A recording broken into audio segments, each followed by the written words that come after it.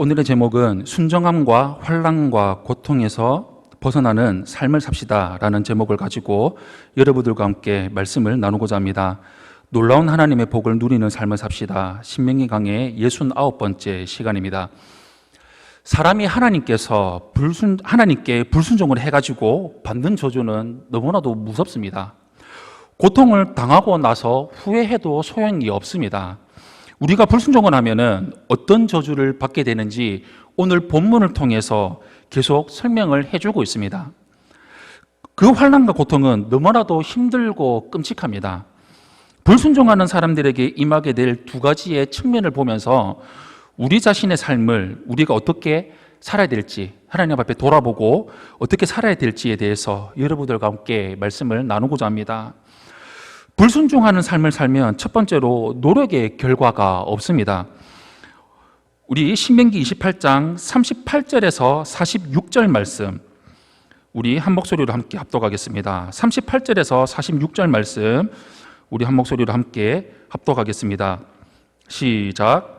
내가 많은 종자를 들에 뿌릴지라도 메뚜기가 먹음으로 거둘 것이 적을 것이며, 내가 포도원을 심고 가꿀지라도 벌레가 먹음으로 포도를 따지 못하고 포도주를 마시지 못할 것이며, 내 모든 경내에 감람나무가 있을지라도 그 열매가 떨어짐으로 그 기름을 내 몸에 바르지 못할 것이며, 내가 자녀를 낳을지라도 그들이 포로가 되므로 너와 함께 있지 못할 것이며, 내 모든 나무와 토지 소사는 메뚜기가 먹을 것이며, 너희 중에 우거하는 이방인은 점점 높아져서 내 위에 뛰어나고 너는 점점 낮아질 것이며, 그는 내게 구워줄지라도 너는 그에게 구워주지 못하리니 그는 머리가 되고 너는 꼬리가 될 것이라. 내가 내 하나님 여호와의 말씀을 청종하지 아니하고 내게 명령하신 그의 명령과 규례를 지키지 아니하므로 이 모든 저주가 내게 와서 너를 따르고 내게 이르러 마침내 너를 멸하리니, 이 모든 저주가 너와 내 자손에게 영원히 있어서 표징과 훈계가 되리라. 아멘.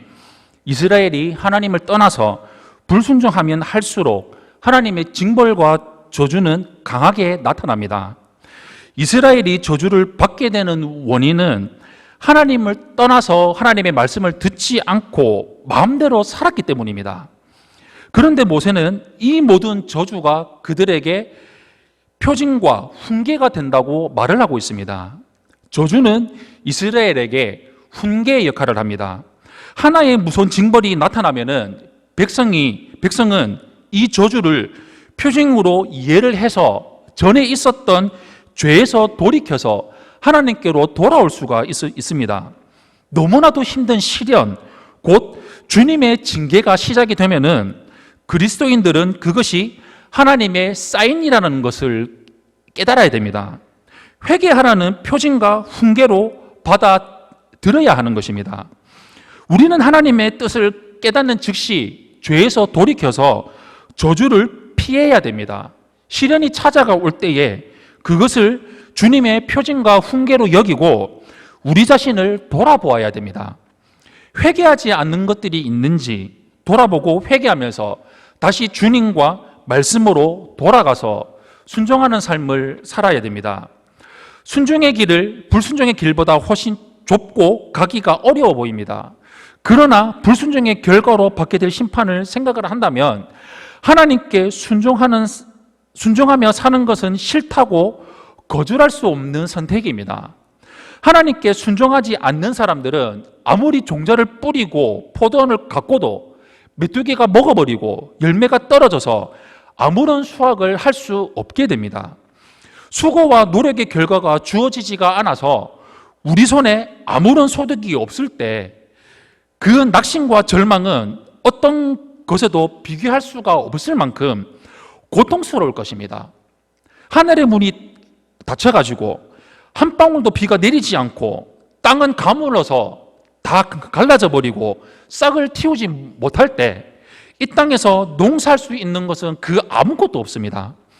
우리는 종종 우리가 얻은 소득과 만족스러운 결과가 나의 힘으로, 우리의 힘으로 이루었다고 착각할 때가 있습니다. 그러나 하나님이 적절할 때에 비를 내려주시고 식물이 자랄 수 있도록 해를 비춰주지 않는다면 우리가 아무리 노력을 해도 좋은 열매를 얻을 수가 없습니다. 우리가 수고해서 얻은 열매조차 하나님이 허락하시고 베풀어 주신 은혜의 결과일 뿐임을 우리는 기억하며 살아가야 됩니다.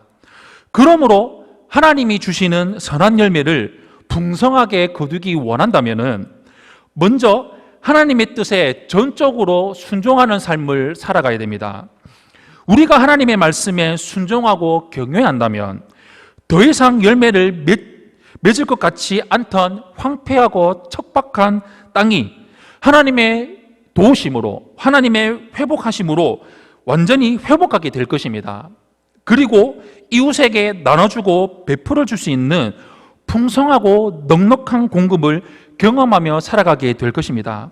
이렇게 하나님 말씀에 전적으로 순종하며 살아가는 삶을 온전히 이루며 나가는 우리 성도님들이 되시기를 축원합니다. 불순종하는 삶을 살면 두 번째로는 친밀한 관계가 없습니다.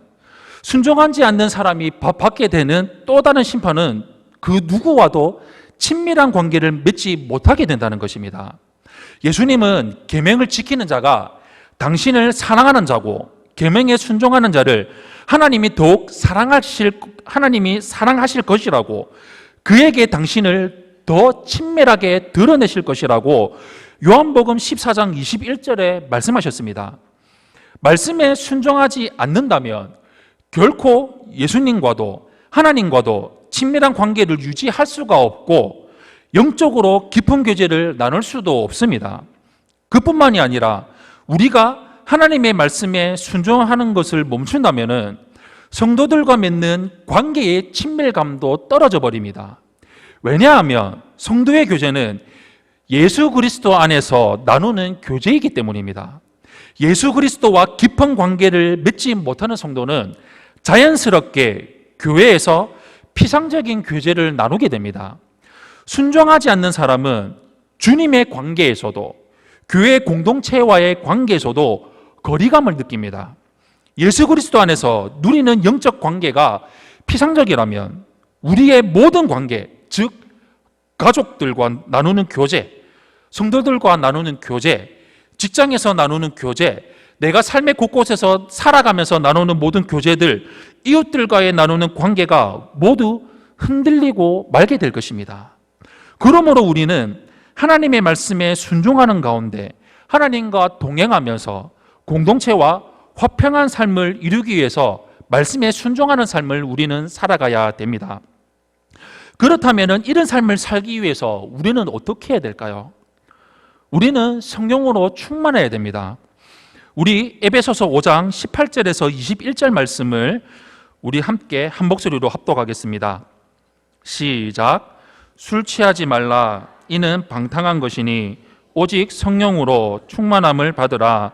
시와 찬송과 신령한 노래들로 서로 화답하며 너희의 마음으로 주께 노래하며 찬송하며 범사에 우리 주 예수 그리스도의 이름으로 항상 아버지 하나님께 감사하며 그리스도를 경외함으로 피차 복종하라. 아멘. 우리가 주일 말씀을 통해서 우리가 성령 충만할 때 어떤 삶을 살게 되는지 우리는 네 가지 현상이 있다고 우리는 말씀을 들었습니다. 첫 번째로는 서로 화답하게 됩니다. 소통이 되고 담을 쌓지 않고 남의 말 듣기 싫어하고 내 생각대로 하는 것이 성령이 소멸하게 되는 증거들입니다. 근데 성령이 충만하게 되면 서로의 말들이 들리고 함께 있기를 기뻐하고 소통이 되어집니다. 그리고 두 번째로 하나님께 노래하는 삶을 살아가게 됩니다. 하나님께 찬양하는 마음이 계속 일어나서 내가 살아가는 곳곳마다 내가 행동할 때마다 나도 모르게 찬양들이 튀어나오면서 그 찬양이 감사하게 되고 그 찬양의 가사처럼 우리는 그 삶을 이루며 살아가게 됩니다. 그리고 세 번째로는 모든 일들 앞에 감사하는 삶을 살아가게 됩니다. 그리고 네 번째로 피차 복종해서 억세지 않는 삶을 살아가게 됩니다. 이와 같은 삶을 우리가 이루면서 살아가서 성령 충만함으로 서로 간에 복종하고 소통이 되고 들리고 하나님이 기뻐하는 삶을 온전히 이루며 살아가는 우리 세종관계 성도님들이 되시기를 축원합니다. 사랑하는 성도 여러분, 우리가 하나님께 불순종해가지고 고집스럽게 끝까지 이 삶을 우리가 살아간다면 비천해지고 궁핍해지고 사람들의 놀림거리가 되고 마침내 모든 것을 다 잃어버리게 될 것입니다. 이 정도까지 인생이 나락에 떨어져서는 안 됩니다. 우리의 죄악을 회개하고 돌이켜야 됩니다. 이럴 때 우리는 순종하는 삶을 살아가게 되고 주님의 은혜의 날개 아래서 평안히 살아갈 수가 있습니다.